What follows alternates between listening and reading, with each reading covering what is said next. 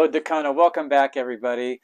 Well, we're approaching kind of that midpoint of the summer where a lot of the key races have taken place or are just going to take place that will kind of set things up for Kona. It's the beginning of July, and this weekend is Challenge Roth. Last weekend was Ironman+Frankfurt, Ironman+Nice. Coming up a little later in July is going to be a huge PTO race.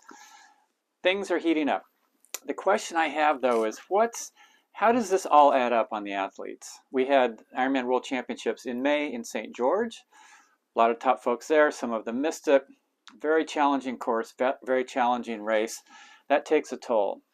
You recover. Hopefully by October you're ready to go again in Hawaii, in Kona. What about some of the other races? Well, Ironman+Brazil. Top 3 guys go under 8 hours. Amazing. That's hard. That's fast. That's a demand on your body. Can you recover from that? We'll see. Ironman+Frankfurt.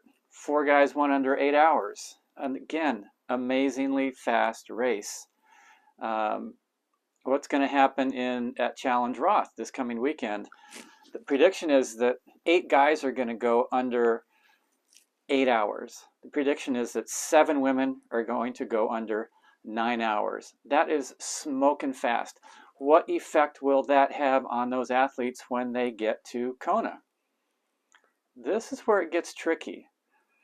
Here's an example from when I was racing, actually it was after I quit racing, because it was an advice I gave to Chris McCormick. He had been trying to win Kona, and one of his stepping stones to hopefully be fit enough to race in Kona was to do Challenge Roth. Well, he would go into Challenge Roth in completely top shape.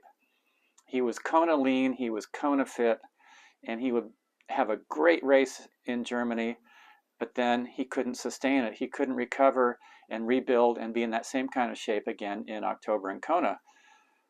Finally, I said, look, if you want to win in Hawaii, you've got to go into Challenge Roth. You can fit, but at the same time, there has to be a little bit left that you're trying to gain in that second half of the season.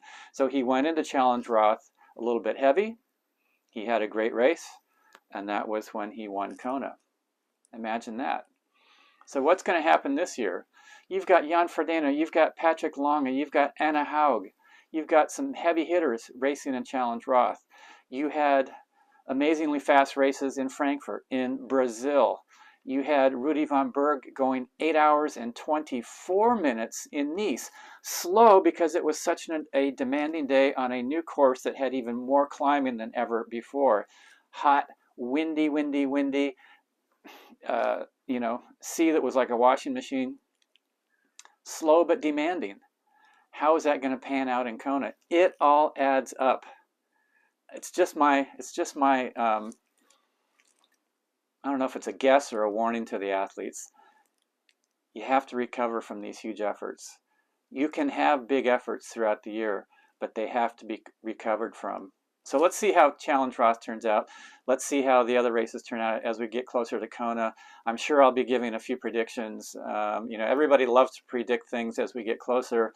Let's see how the athletes are recovering, see how these races are affecting their preparation for Kona. Let's see who gets to the start line, and let's see who walks away with this World Championship in 2022. Road to Kona, Mark Allen here. I hope you enjoyed this one.